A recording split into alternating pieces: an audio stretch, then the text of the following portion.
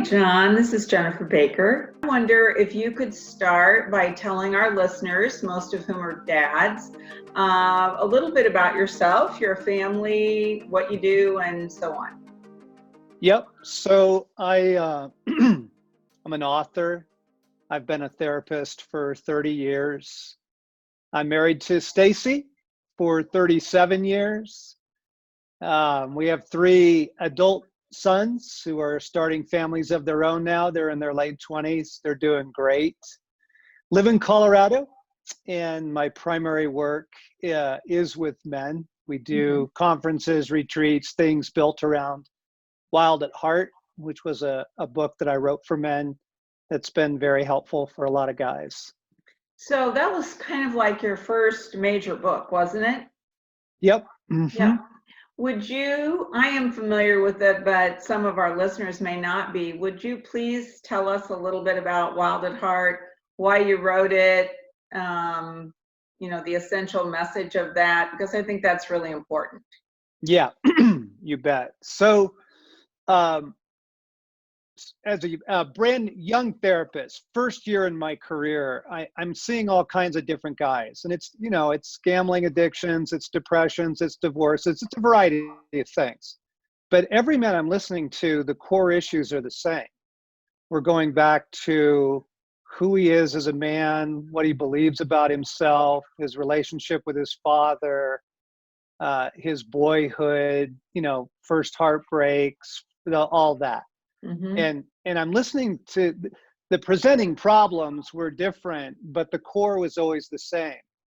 And so I began to speak on it, began to do some retreats around it, and the resonance was so deep, it then turned into the book, Wild at Heart. And the essential message is that due to a lot of cultural things we can talk about, we had kind of reached a train wreck of men who had never been initiated into manhood by their father, grandfather, uncle, a masculine friend culture. The deepest question in every boy's life is, do I have what it takes? And when he rides his bike with no hands, he wants dad there to see it. When he, does the flip on the trampoline, he wants dad there to see it. And through the course of his childhood, the boy is supposed to experience two essential things from his father. I love you profoundly, and you have what it takes. Those 2 messages. I love you profoundly, and you have what it takes. I love that. And depending on how those 2 needs were met, or in most men's cases were not met, were sometimes violently not met, it shaped him into the man that he became. And so the message of Wild at Heart is, you need to know your story. You need to be honest about all that, because there is healing available. There's a reason that God is presented to us as Father. And there is healing available. There is restoration available. You can still get that. You can still get love and validation. And if you don't, you will go looking for it in all the wrong places. It's true. So yeah. That's the core message of Wild at Heart. Well, sometimes people say, what's a woman, a mother, a grandmother doing as the head of Good Dads? And I said, well, my problem is I've been a marriage and family therapist and a psychologist for many, many years. And I've seen so many children, it didn't even matter what a poor excuse for a father their father might have been. They longed for that father's love. And, I think about how he was just a little boy himself at one time who didn't get what he needed. And I just can't see any way that we can really truly help fathers or help families if we don't focus on how to help fathers. So that's why we got started with Good Dads about 5 or 6 years ago. Just because of my profound experience. In supervising other therapists, I would supervise their work. I would sign off on all their case notes. and most of the children that we were talking about didn't have a dad at home. Yep. And now we help all kinds of dads.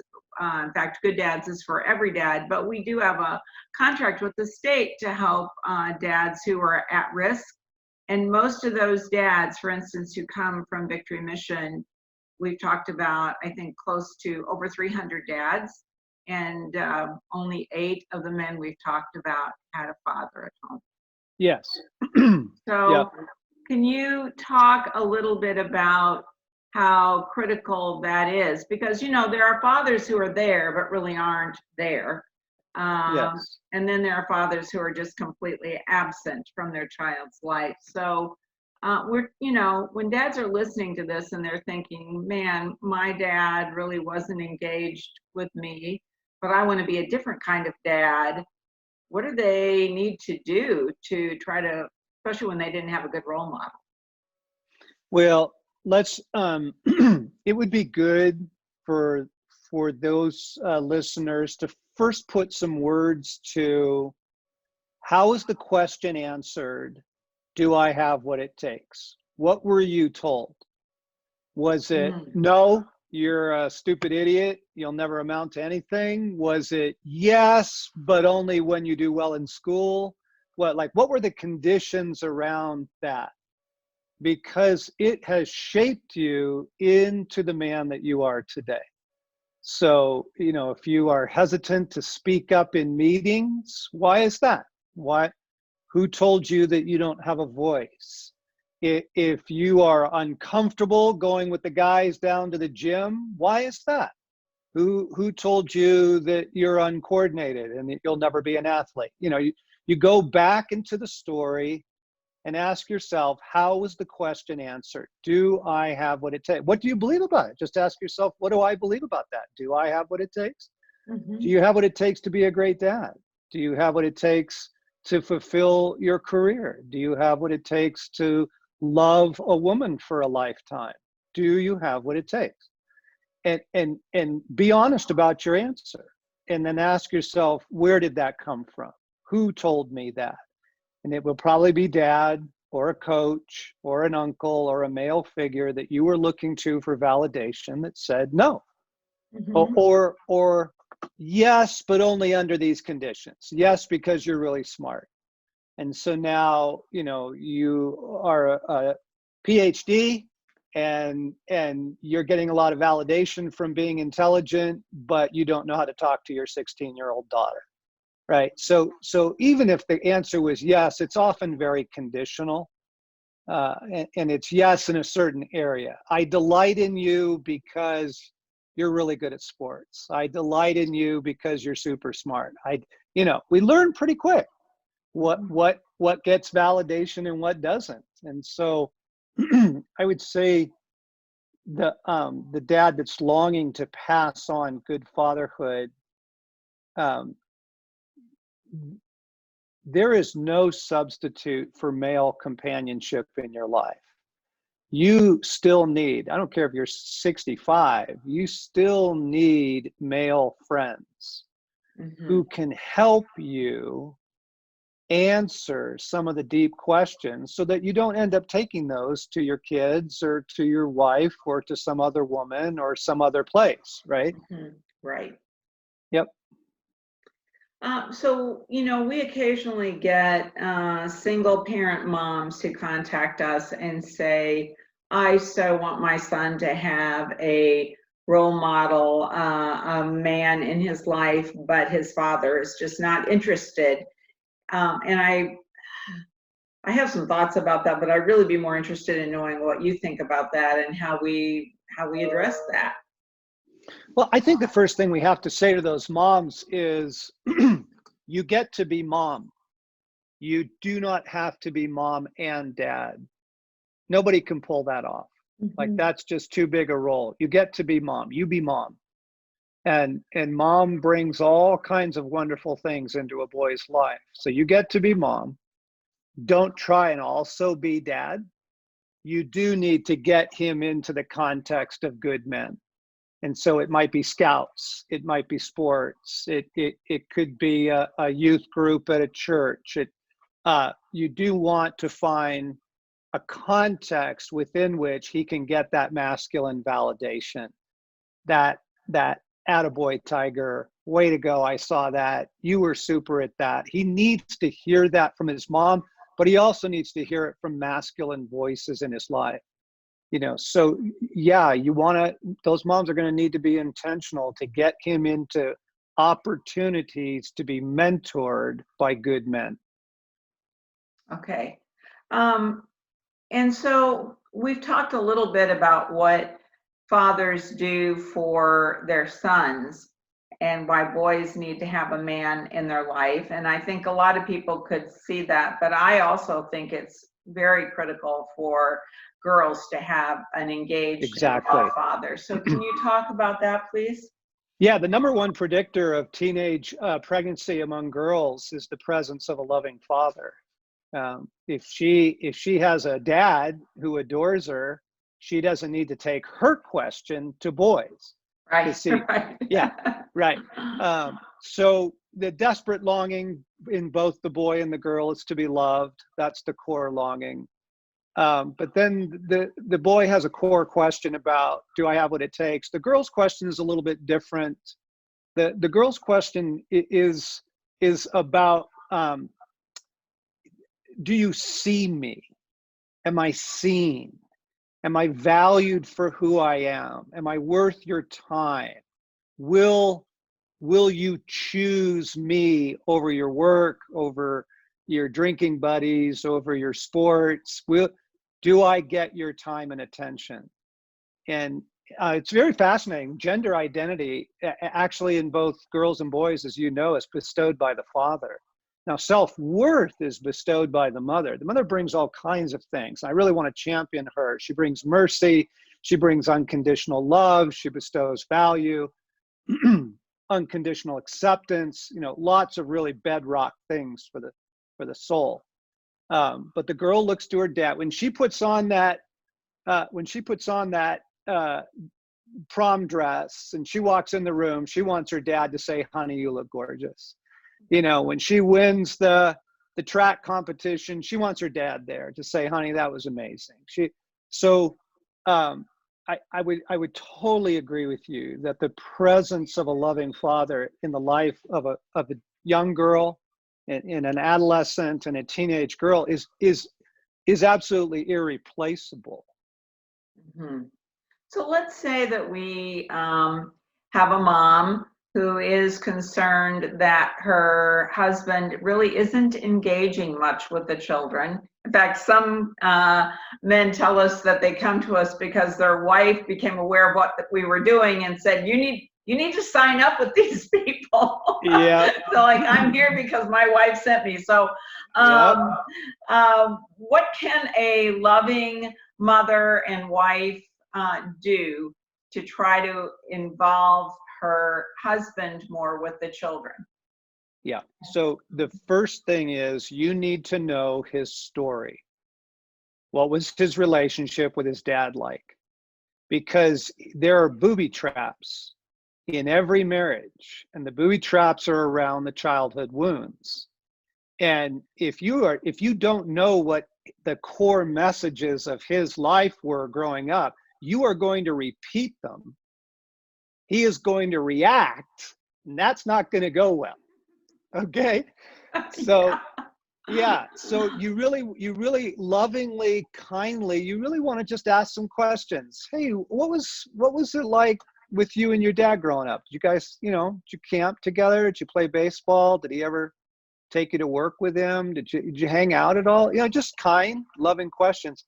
Because the more you know your husband's story, it's really going to give you insight into why he is not interacting with the children. But I'll guarantee you that the core issue is he's scared. Mm-hmm. It's not that he doesn't love them, and it's not that he's selfish. We're all selfish. It is that he is certain he does not know how.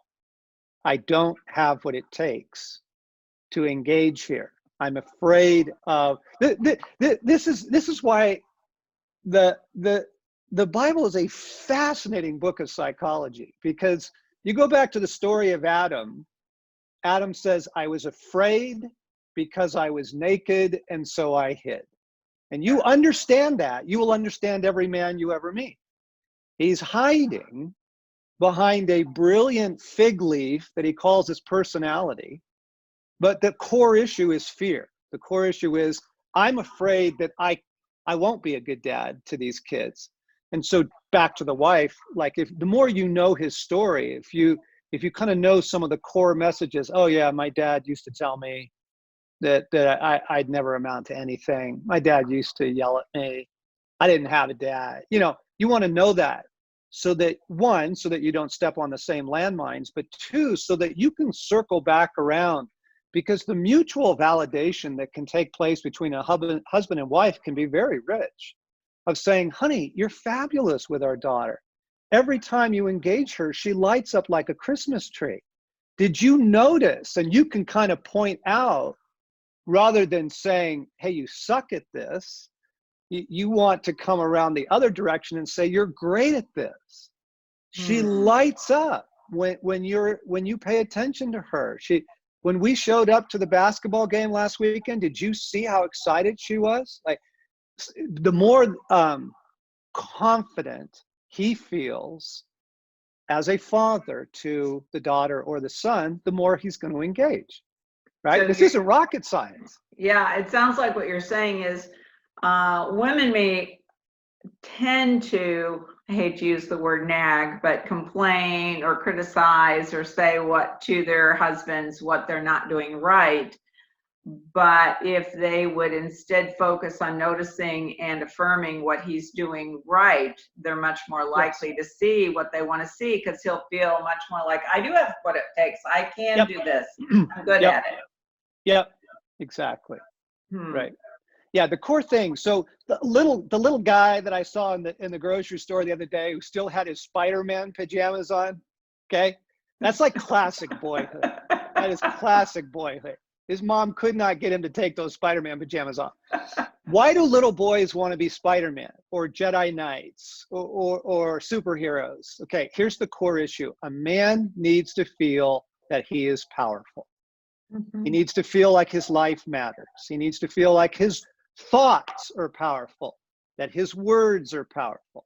And so back to the wife thing, you want to be affirming, to say, your presence is so powerful with our kids.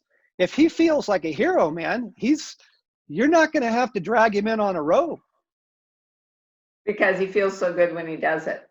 Exactly. Yeah, so I'm going to guess that for many women, that means letting go of the way they would have done something. In other words, like, maybe I just need to let him do it his way. I need to back out of this, and he will perform as he would see fit. So yeah. And also to recognize you have a certain gift set, ladies, and your husband's gift set is different than yours. And we all look at the world through our gift set, and we're like, no, this is the best way to do it. Right? Yes. We all do that. Yeah. But he has a different gift set. What are they? Identify them. He might be a very quiet father. That's okay. What's his gift set? Maybe it's not words. Maybe it's something else. Maybe it's doing homework together. Maybe it's projects. Maybe, just because he's not talking a lot, that's your gift set. Or on and on it goes. Right. The different comparisons go. So look at what his gift set is. What does he bring to the kids? What do they enjoy about him? Is it his sense of humor? Is he playful? Right? Playing with your kids is a gas. It's so much fun. If he's playful, my goodness, encourage that. Right? Yeah.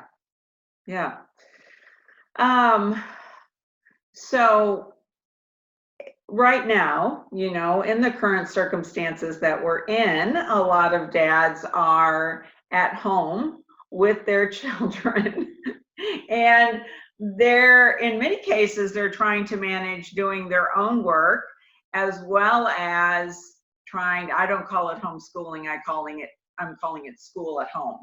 because that's really what it is. There might be some supplementing from the school district, but parents are feeling a little overwhelmed with all that. So what would you say to the average dad under these circumstances today?